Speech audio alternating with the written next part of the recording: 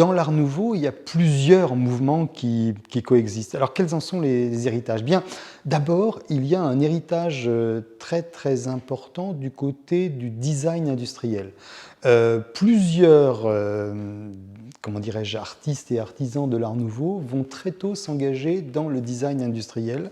Je pense en particulier à Peter Behrens, qui va devenir le designer en chef de la firme AEG, qui existe toujours d'ailleurs, et qui va profondément marquer son temps et qui va profondément ancrer dans les esprits l'idée qu'un artiste puisse travailler pour l'industrie, pour le design industriel, en fabriquant des bouilloires, en fabriquant des lampes, en fabriquant des ventilateurs.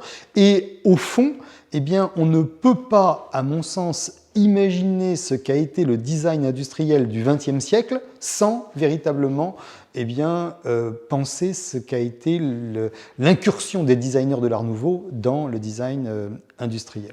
Alors une chose auquel on pense pas souvent quand on pense mode, et qu'est-ce qui pourrait être un héritage qui perdure jusqu'à aujourd'hui, c'est en fait les grands magasins. Les galeries Lafayette s'ouvrent et tout de suite vont être décorées très Art Nouveau. Des magasins existants déjà vont refaire leur décoration d'intérieur et par exemple la Samaritaine vient d'être rénovée avec son style Art Nouveau, et on sous-estime en fait l'impact qu'ont eu ces grands magasins sur l'indépendance des femmes dans l'espace public. C'est-à-dire que c'était des lieux qui étaient aménagés pour elles, où elles pouvaient passer du temps. Et ça, on le voit bien en fait dans Au bonheur des dames de Zola. Mais il y a un lieu pour prendre le café, chaque étage est aménagé, et en fait, nos centres commerciaux et la manière de vendre la mode, et surtout une mode nouvellement accessible qui n'est plus faite sur mesure, mais déjà toute prête, les bases sont posées avec l'essor des grands magasins et s'intensifient au moment de la Belle Époque. L'héritage de l'Art Nouveau au XXIe siècle, ce serait, je pense, l'attention portée à l'intérieur, à son cadre de vie, à ce qu'on appelait à l'époque l'art domestique.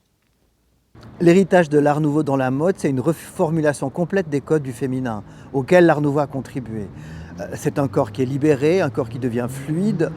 À peu près à la même époque, Paul Poiret et d'autres personnes laissent tomber le corset. Ça préfigure Jeanne Lanvin qui fera des robes fluides. Ça préfigure même une Coco Chanel qui n'a rien d'Art Nouveau, mais qui décide elle aussi de libérer le corps féminin, de lui donner du pouvoir et une forme de liberté. Alors que Chanel et l'Art Nouveau, c'est quand même deux choses très très différentes. Donc on est là à l'aube d'une révolution en termes de mode et de représentation du code féminin. Alors la Belle Époque, l'Art Nouveau, comme beaucoup d'autres périodes artistiques, ont connu des périodes de déni, des périodes de purgatoire. Et c'est le cas de l'Art Nouveau qui, des années 20 aux années 50, a été quasiment oublié, même je dirais détesté. C'était considéré comme un art kitsch, un art de mauvais goût.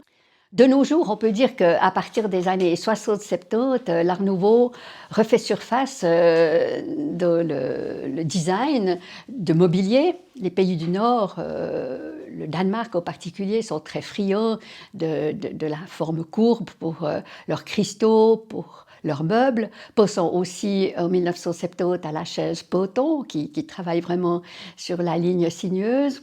Pensons aux couvertures de certains magazines dans le style psychédélique. Évoquons les pochettes de disques des Beatles et des Rolling Stones. Et de nos jours encore, dans le domaine de la typographie, les caractères d'imprimerie sont déclinés sous tout un vocabulaire formel très, très inspiré par l'Art Nouveau. C'est une esthétique, je pense, qui n'a jamais cessé de plaire. Et je pense que c'est la grande victoire de l'Art Nouveau.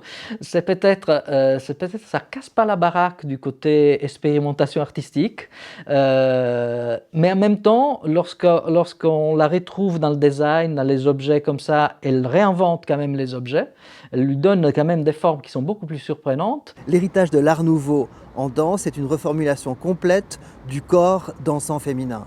On enlève les tutus, on enlève le corset, on enlève les pointes, le mouvement part du centre du corps, il y a une sorte de fluidité, un retour à des passions ou des expressions plus primaires. La femme n'est plus la proie qu'elle était dans le ballet classique où l'esprit éthéré très lointain, elle devient l'actrice d'un destin, elle s'écoute, elle réalise ses passions et des passions qui sont de l'ordre, on va dire, dans les formes de la fluidité, du naturel, du végétal et non de l'artificiel et du corseté.